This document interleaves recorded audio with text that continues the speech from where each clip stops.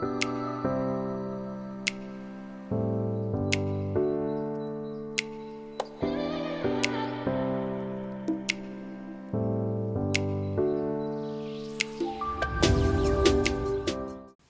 everyone, it's Kate back here with another Hipkit Club design team process video for you. I'm doing a mood board inspired layout this week with the lovely October mood board, which you saw at the start of the video. That one's by a lovely lady called Hipkits. I really hope I've pronounced her name correctly. She's another designer on the Hipkit design team, so you want to go and check her out. She's got some lovely designs over there as well. I was most inspired by the gallery wall picture that she's got in the top left hand corner, so I'm just trying to recreate that on my background. So the background, I've chosen a lovely dark green. It's like a greeny turquoisey blue colour. Is one of the Brazil cardstocks that's actually in the cardstock kit, and that the colour is Rain, I believe. The wood, there was a huge pack of wooden frames. They're by Jen Hadfield, and they're from the Avenue. So I picked out a few of those to create as my base. There's also a really lovely full 12 by 12 sheet of cut apart frames, which are going to be gorgeous for lots of projects that I use this kit for. So I'm just going to start by preparing my base first, just to give it time to dry whilst I'm working on the other bits and pieces. So I just showed you there, I'm just using some white acrylic gesso again, which is my best friend for creating mixed media backgrounds. It's I do like to use, you can get clear gesso, but I do like the effect that that white gesso has when you just wash it out like that on a piece of coloured cardstock, and it just really makes your mixed media stand out. So I'm just going to spend some time cutting apart the cut apart sheet to use the frames with.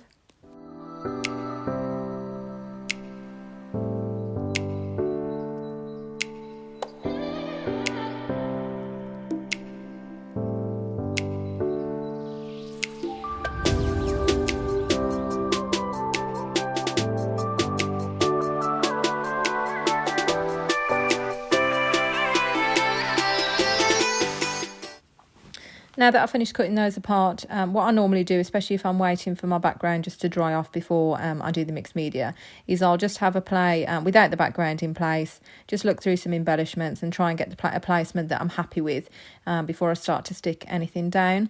So I've used the frames as the main sort of focal point as the layout, and then I'm going to look through. There's a gorgeous floral embellishment pack in there by Pink Fresh Studio, and I think the collection's called Days of Splendour, which is just, it's absolutely gorgeous. That is exactly the kind of embellishment that I absolutely love working with.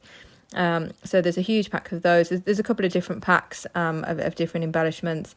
Then I'm starting to work on the mixed media background whilst now that the background is dry. So for the mixed media background, I'm going to use two main colours as my sort of focal point, which are both from the September colour kit. They're by Lindy's, and they're the watercolour pigment powders. So the colour that I used first is called Clam Bake Beige, and the second colour that I'm using just there, that reddy pink colour, is called Rambling Rose Pink. So again, I use the packaging technique for most of my mixed media. So I've just got a piece of packaging on the right hand side there that I've just picked from the kit that one of the embellishments came in. With the pigment powders, you just put the tiniest amount on there, and they're activated with water. So I've just got a little spray bottle that I've activated those with. I do like to add quite a bit of water just so they're quite mobile and they move around easily. And again, with the splatters, you want it to be as liquidy as you can, if that makes sense. For the other accent colours, I'm just using some basic acrylic paints that I've got already in my kit. You can just use acrylic paints for this kind of technique. You just need to make sure again that you just put lots of water on there to make sure that they splatter well. So in between layers as well, I'm making sure that I dry that off with my heat tool, because if you don't do that between each colour set, you're going to have the colours merge together and they're not going to look very nice. So I just dry that off and just keep building up the layers as I go.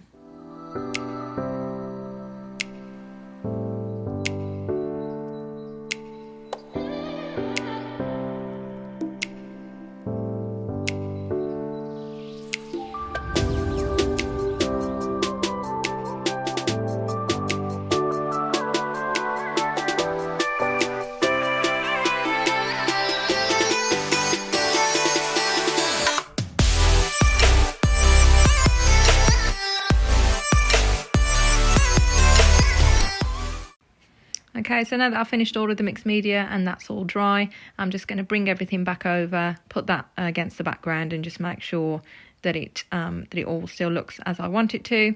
The only real great shame with mixed media is that you do all that lovely work and you spend ages and ages layering and layering, and then you find that your design covers most of it.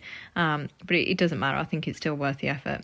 So what you saw me do with the label there as well is I just cut that in half, especially if you're going to start nesting things underneath other embellishments. I usually cut things in half because it means that you've got the same embellishment to use twice. So I had a look through there's some lovely phrase stickers for my title. They are by Maggie Holmes, and they're the lovely phrase stickers. So there's lots of different embellishments. You can see it on the bottom left hand side. They're a gorgeous gold colour, so that's going to be my accent colour. So I'm just piecing everything back together and putting it back as I wanted it.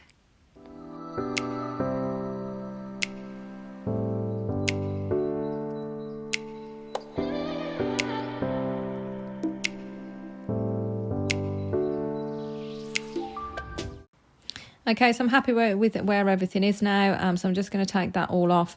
If I wasn't recording on my phone, what I'd normally do is just snap a quick photo on my phone just so as I could remember where I'd placed everything to make sure that I put it back in the same place, but I can't do that today, so it's all going to have to be from memory. So what I'm going to do is I just use some cheap craft foam that isn't self-adhesive.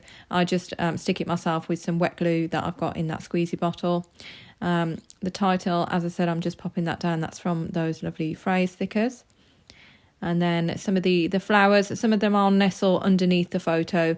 Some of them I'll pop on top with, again, some foam just to give it some extra dimension. I'll just quickly tell you about the photo as well. The photo, I didn't think I'd be able to use this photo on any of my layouts because I think there's some funny colours in the picture. You've got that dark turquoisey blue which perfectly matches the background, but there's also that red colour as well that he's got. He's actually holding a Nescafe coffee tin, which is why this layout's quite funny.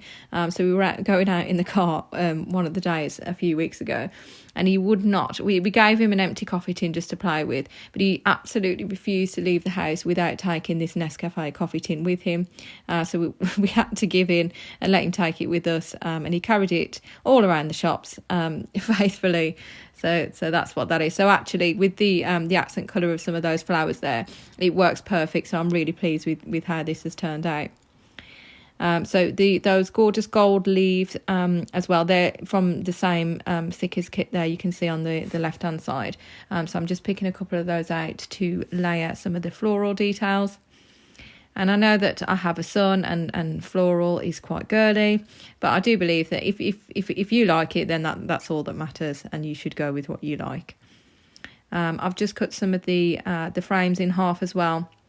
That circle frame that I couldn't use before, I've just cut that in half and just nested that in again in two different places of the layout. And then I have pulled out that sticker pack that you can see there. I've pulled that out just to pick some, I think it's a tree that I've stuck down there. And then those circles are the chipboard flares. They add some real nice dimension as well. So I've just popped one of those on and stuck that down. Then I think after this, I'm just onto my journaling just to talk about the coffee tin.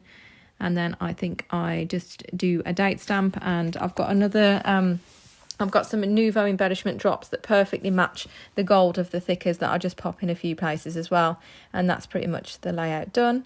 So once again, guys, thanks ever so much for watching. Like I said, I am new to YouTube and I am trying my best to do these process videos for you. So I really hope that you'll like and subscribe for more content to come.